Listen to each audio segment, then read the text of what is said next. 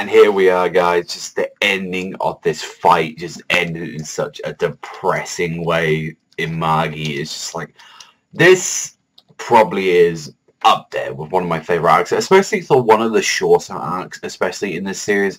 I think this is near one of my favorite ones. Like, I mean, you guys know how much I fucking love Manga Start, because Manga Start was just the shit. But this one, the little Hakuryuu Rebellion Arc was just so fucking awesome after we had that little time skip for a bit after this arc, and it's just like, everything's just fucked up, like, you know, and even still, like, when we had started this chapter, like, Hakuryuu was just like, you know, why don't we just end this, you know, battle each other to the death, and it's like, just fucking stop, Hakuryuu. It's like, and I just like it, he's still staying to his ways, even after losing fucking Judal. It's like, you know what, my army is cut in half, but fuck it, I'm still going. I'm still sticking to my ways, guy. No wonder. It's like, you know, and he's even asking, you know, is he even going to come back? He's like, and like, Alan's like, no. Even if you die, yeah. Even if he dies, yeah. You know, and you're saying, you know what?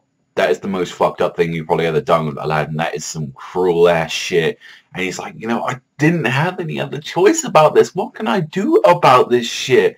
I want, like, what is he gonna do now? Now that, like, freaking, he's half of his power is pretty much gone. And even still, he's like, what are you gonna do about your legs? What are you gonna do about them, Hakuryuu? And you know what he says? He's like, you know what? I'm gonna fucking make some.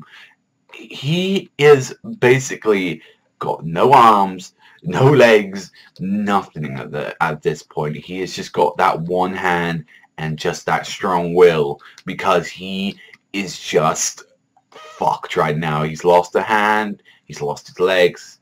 He is just saying, you know, I can just lose one or two legs, I don't give a fuck, but I never thought I'd lose Judal. And even Alladin saying, I'm sorry, he's saying, let's be honest though. Let's be fucking honest. Do you really want to go against Koan and your family? And he's like, yeah, I do. But I think that's something that changed Hakuryuu just there. When he looked into Alladin's face right there, he's just saying, you know, what have you gained from this? And you just see Alladin's face, and it's just full of sadness. It's like, I think even as well when we see Hakuryuu, when the two look at each other, it's just like that just depressing ass just face on them, just looking at each other. And he's like, I really want to know what this was for.